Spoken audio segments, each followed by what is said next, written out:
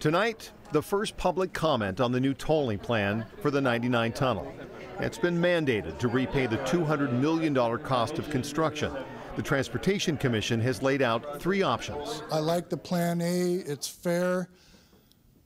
Just be honest with us, and if there's going to be increases, let us know how much. When we talk about increases, these aren't dollars or anything significant. Executive Director of the Commission, Rima Griffith, says they've arrived at a number they think drivers will be willing to pay instead of hitting surface streets or I-5. During the day, we want people to use the tunnel. We don't want it to be the tolls to be a deterrent. Here's an example of how the tolling would work. When the tunnel opens this fall, the peak toll would likely be $2.25.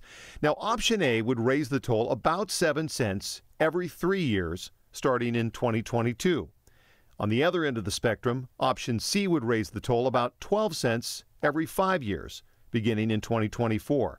But by 2034, they'd both be about $2.60. For some with financial concerns, option A seems best. It has less time periods throughout the day, so it's less variable and easier to budget for lower income families. For others, the tolls seem pretty straightforward.